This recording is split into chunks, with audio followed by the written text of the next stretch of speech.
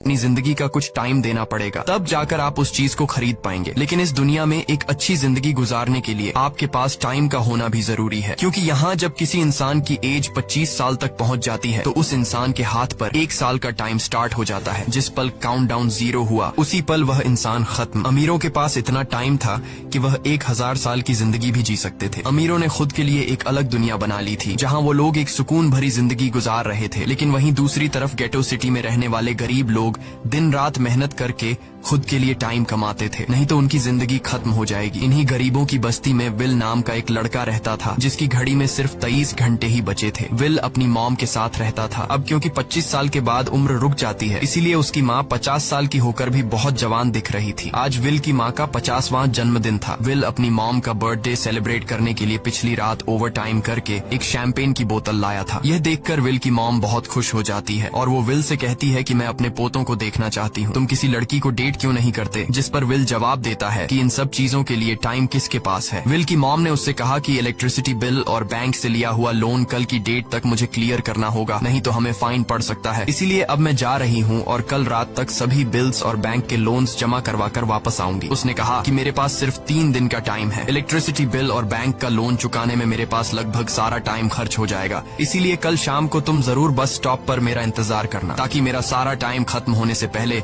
मैं तुमसे कुछ टाइम ले सकूं। इस पर विल ने कहा ठीक है, मैं टाइम पर पहुंच जाऊंगा। जाने से पहले विल की माँ विल के हाथ को छूकर उसकी बॉडी में 30 मिनट ट्रांसफर करती है ताकि विल अच्छा नाश्ता खरीद कर खा सके। इसके बाद दोनों अपने अपने काम पर निकल गए। रास्ते में विल के पास एक छोटी बच्ची आती है। वो विल को एक कैप्सूल देकर विल से उसका थोड़ा सा टाइम मांगती है। विल मुस्कुराते हुए उस छोटी बच्ची को कैप्सूल में अपनी जिंदगी का 5 मिनट का टाइम दे देता है और वह चली जाती है। यहाँ हमें पता चलता है कि यह लोग अपने टाइम को एक कैप्सूल में स्टोर भी कर सकते हैं, जिससे यह लोग कभी भी यूज और ट्रांसफर कर सकते हैं। इसके बाद विल काम के लिए फैक्ट्री पहुंच जाता है। काम शुरू करने से पहले वह कॉफी लेने जाता है, लेकिन वहाँ वह देखता है कि हर एक चीज का दाम डबल हो गया है। जहां पहले कॉफी 2 मिनट की मिलती थी, अब उसका प्राइस डबल होकर 4 मिनट हो चुका है। यहाँ पर कभी भी किसी चीज का भी दाम बढ़ा दिया जाता है बिना किसी अनाउंसमेंट के। ये बात विल को बहुत बुरी लगती है। मजबूरी में विल ने भी कॉफी के लिए अपनी जिंदगी के 4 मिनट पे किए और काम पर लग गया। दिन भर के काम के बाद रात के वक्त विल अपने दोस्त के साथ एक बार में जाता है। विल का दोस्त 1 नंबर का शराबी था। वह हर वक्त शराब के नशे में टली रहता। विल का दोस्त विल को इशारे में बताता है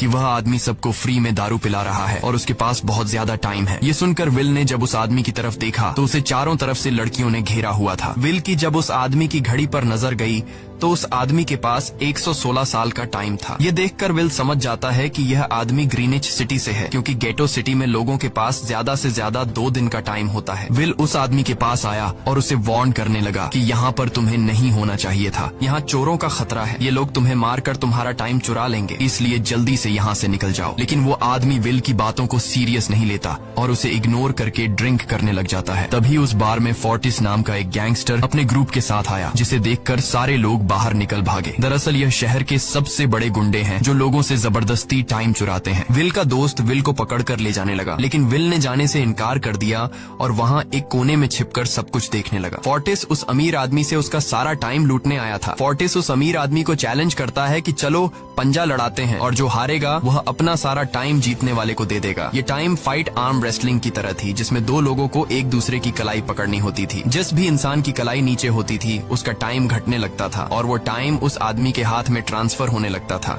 जिसकी कलाई ऊपर होती थी। इस तरह जीतने वाला इंसान सारा टाइम उस दूसरे आदमी से अपनी बॉडी में स्टोर करके उसे मार देता।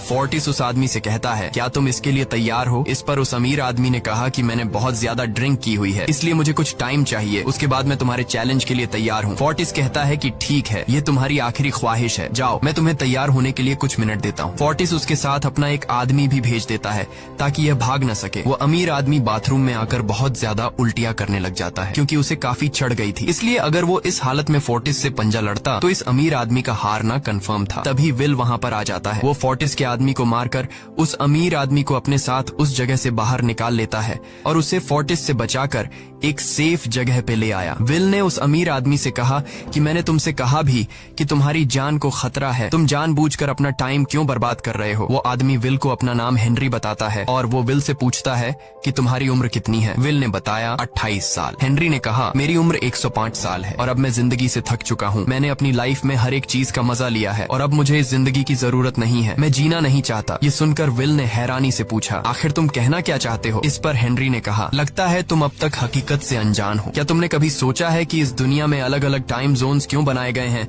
आखिर क्यों तुम्हारे टाइम जोन गेटो में किसी भी वक्त चीजों के दाम और टैक्स बढ़ा दिए जाते हैं? दरअसल महंगाई जानबूझकर बढ़ा दी जाती है ताकि गरीब लोग मरते रहें और उनकी मौत का फायदा ग्रीनविच टाइम जोन के अमीर लोगों को होता रहे। असल में ये सारा सिस्टम उन्हीं का बनाया हुआ है। जरा सोचो, वहाँ ग्रीनविच टाइम जोन में लोगों के पास जीने के लिए हजारों साल हैं, लेकिन यहाँ गेटो में तुम लोग हर रोज जीने के लिए मेहनत मजदूरी करते हो।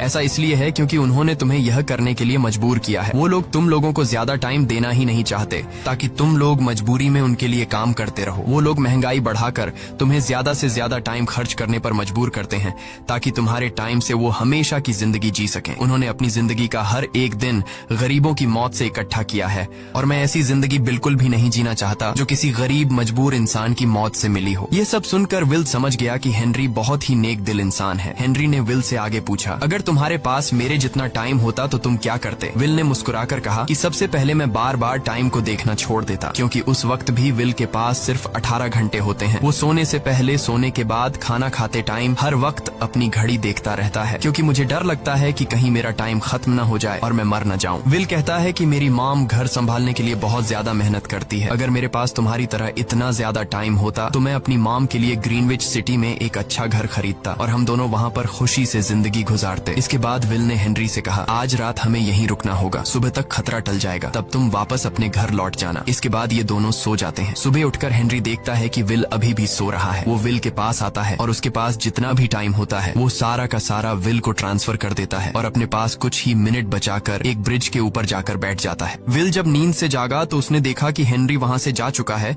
तभी हमेशा की तरह नींद से जागने के बाद विल ने अपनी घड़ी में नजर डाली। विल की घड़ी में 116 साल ऐड हो चुके थे। यह देखकर उसकी आंखें खुली की खुली रह गईं। उसे लगा कि वो अभी भी नींद में है और सपना देख रहा है। इसी दौरान विल की नजर विंडो पर पड़ी जिस पर लिखा था, मेरा टाइम बर्बाद मत करना। वो समझ जाता है कि हेनरी ने मुझे अपना सारा समय दे दिया है। तभी विल ने हेनरी को दूर एक ब्रिज के किनारे पर बैठे देखा। विल जल्दी से हेनरी की तरफ भागा, लेकिन अब बहुत देर हो चुकी थी क्योंकि हेनरी के पास अब बस कुछ ही सेकंड्स बचे थे और थोड़ी देर बाद वो एक झटके से मरकर ब्रिज से नीचे पानी में गिर गया। विल को हेनरी की मौत का बहुत ज्यादा दुख होता है। अब विल के पास 116 साल की जिंदगी थी और वो समझ जाता है कि अगर मैं यहाँ पर रहा तो लोग समझेंगे कि हेनरी को इसी ने मारा है। विल जल्दी से अपने दोस्त के पास जाता है। विल का दोस्त विल के हाथ में इतना सारा टाइम देखकर शॉक रह जाता है, जिसके बाद विल ने अपने दोस्त को दोस्ती की खातिर 10 साल का टाइम दिया। ये देखकर विल का दोस्त उसका दिल से शुक्रिया अदा करता है। विल कहता है कि यहाँ रहना मेरे लिए अब ठीक नहीं, क्योंकि इतने ज्यादा टाइम को देखते हुए मेरा टाइम छीनने के लिए कोई भी मुझे मार सकता है। अब मैं अपनी माँ के लिए ग्रीनविच सिटी में